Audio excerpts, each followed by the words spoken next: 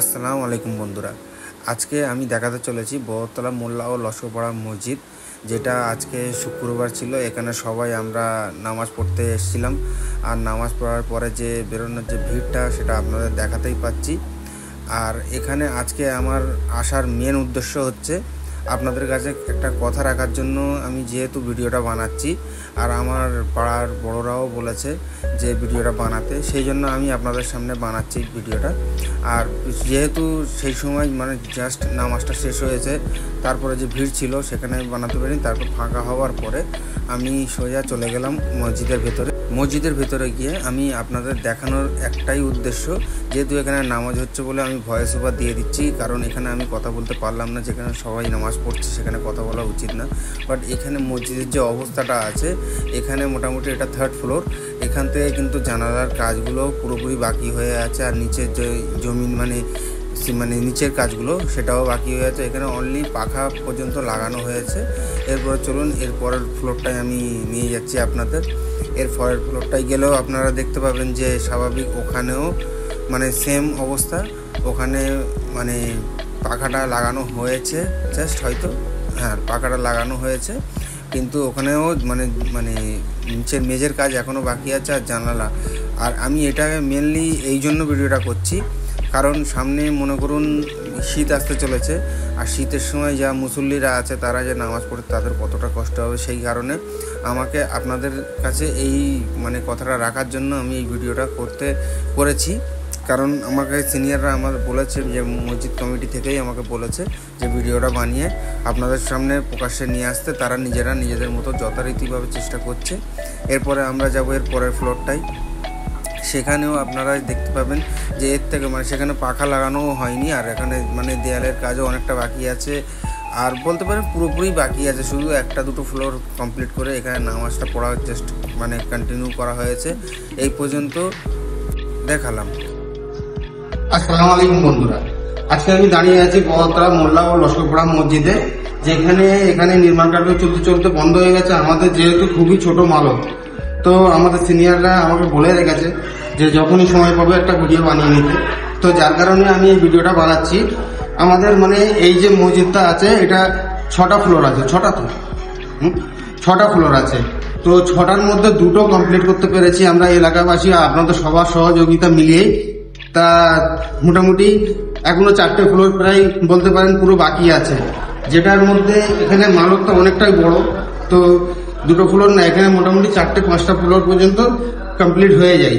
সামনে রমজান মাস আসতে চলেছে, যেটা আপনারা সবাই অবগত এটার জন্য, বা আপনারা জানেনও।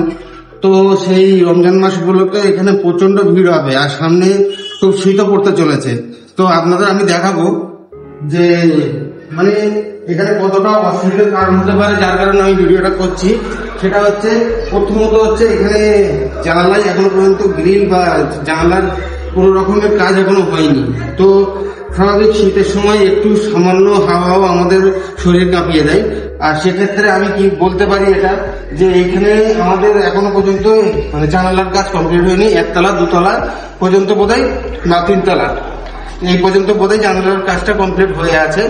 তো আপনারা অবশ্যই যারা ভিডিওটা দেখবেন তারা অবশ্যই আমাদের মসজিদে একবার আসুন। যারা দিনদার ভাই আছেন, যারা দেনেওয়ালা আছেন, বা যারা দেখতেও চান, তারা অবশ্যই আপনাদের এখানে আমাদের বহরতলায় আসুন, মোল্লা ও লস্করপাড়া মসজিদে। আপনারা এসে একবার নামাজ এখানে আদায় করে যান, কিন্তু আর একবার এসে দেখেও যান অবস্থাটা কি অবস্থায় আছে। যার কারণে আমি ভিডিওটা বানাচ্ছি আপনাদের সামনে। কারণ সত্যি কথা বলতে গেলে প্রচুর অসুবিধে, এত বেশি অসুবিধে যে বলে বোঝাতে পারছি না আমি। শীতের সময় যখন মানুষ অজু করে যখন দাঁড়াবে, তাদের কাঁপ এসে যায়, তারা ভালোভাবে সঠিকভাবে নামাজ পড়তে পারে না। যার কারণে আমি এই ভিডিওটা বানাচ্ছি বলতে পারেন। সেই জন্য আপনাদের একবার ঘুরিয়ে দেখিয়ে দেবো এখানে যে এই অবস্থা আছে। এটা 5th ফ্লোর। নিচে নামাজ চলছে বলে আমি আর ভিডিওটা ওখানে বেশি করতে পারবো। আপনারা ভিডিওতে দেখতেই পেয়েছেন, আমি ওখানে ভয়েস ওভার দিয়ে দিয়েছি। কিন্তু এখানে যেহেতু ফাঁকা পেলাম, সেই জন্য আমি আজকে এখানে ভিডিওটা কন্টিনিউ করছি। যে এইরকম অবস্থা, নিচের 2টো ফ্লোর যেটা আছে সেখানেও এই অবস্থায় পড়ে আছে। আর আপনাদের পুরো দেখাবো উপর থেকে নিচে পর্যন্ত। এখানে তো পাখা পর্যন্ত লাগানো হয়নি। কিছুই লাগানো হয়নি, যার কারণে প্রচুর অর্থের প্রয়োজন, কারণ কাজটা অনেকটাই বড়।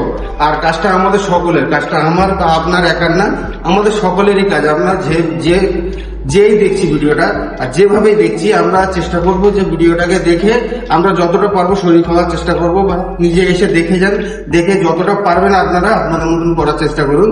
চলুন বলুন, ভিডিওটা এইগুলো এখানেই শেষ করছি। সকলে সুস্থ থাকবেন, ভালো থাকবেন। আসসালামু আলাইকুম। আর আমাদের যে বহতলা মোল্লা ও লস্করপাড়া মসজিদটা বাইরে দিয়ে ঠিক লুকটা এইরকম, এতটা সুন্দর আল্লাহ আমাদের সকলকে দিয়ে তৈরি করিয়েছে এটা বলতে পারি। আর মানে চারিদিকটা একটু মানে এলোচেলো হয়ে আছে, বুঝতে পারছেন, কারণ স্বাভাবিক বাইরে থেকে পুরোপুরি এখন প্রপার প্রচণ্ড বড় প্রজেক্ট ছিল এটা। মসজিদটা তৈরি করতে গিয়ে অনেক টাকার ব্যবধান, এখানে আপনাদের সহযোগিতার জন্য আমি যেহেতু ভিডিওটা বানাচ্ছি। আর এখানে মসজিদের বাইরের লুকটা এরকম, বাইরেও এখনও কিছুই হয়নি, শুধুমাত্র বালিকাজ হয়ে মসজিদটা এখন রয়ে গেছে। আর এই এত বড় প্রজেক্ট একটা মানে বিশিষ্ট এলাকা বিশিষ্ট মানে করা সম্ভব হয়ে উঠবে না, যেটা আমি আপনাদের মানে বলছি সম্ভব হয়ে ওঠে না। আর মসজিদের কাজ কোনো একার দ্বারা সম্ভবও না, আর কেউ করতেও পারবে না। এটার জন্য আপনাদের সকলের সহযোগিতার খুবই প্রয়োজন। সেই জন্য আপনারা যথারীতি চেষ্টা করবেন আপনাদের মানে মূল্যবান সময় বা মূল্যবান যা আছে সেটা দিয়ে আমাদের হেল্প করার। আসসালামু আলাইকুম।